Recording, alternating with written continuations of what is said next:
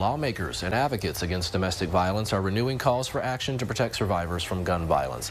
This is coming as a man is accused of killing 7 of his family members in Joliet, while another man accused of shooting and killing his wife and 3 daughters in Tinley Park. State Capitol reporter Theodora Clavaris has more.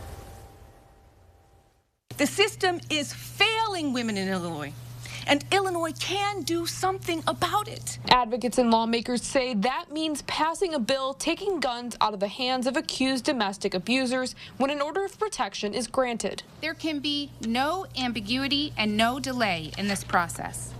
A bill in the Capitol would require a court to issue a search warrant alongside an order of protection to allow law enforcement to take firearms away from an accused abuser.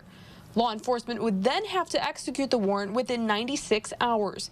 Advocates say under the current system, survivors can request for firearms to be removed, but that the law isn't consistently enforced. When domestic violence survivors go to our courts for protection, we must ensure that the order of protection is an effective tool in disarming persons choosing to cause harm. The proposal is referred to as Karina's bill, named after Karina Gonzalez.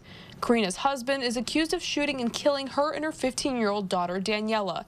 At that time, Gonzalez had an order of protection in place against her husband. Unfortunately, the lack of urgency and implementation is costing lives like those of Karina and Daniela.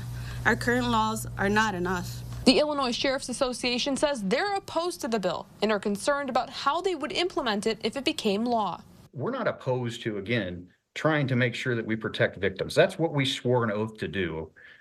It's just a matter of, the process for how we get there. Jim Kajchuk, the organization's executive director, says part of that concern involves the search warrant with the order of protection and the time frame officers have to execute it. There's a lot that goes into serving a search warrant. It's not just a matter of me as an individual officer knocking on the door and searching the house. There are serious safety concerns for everybody that's involved.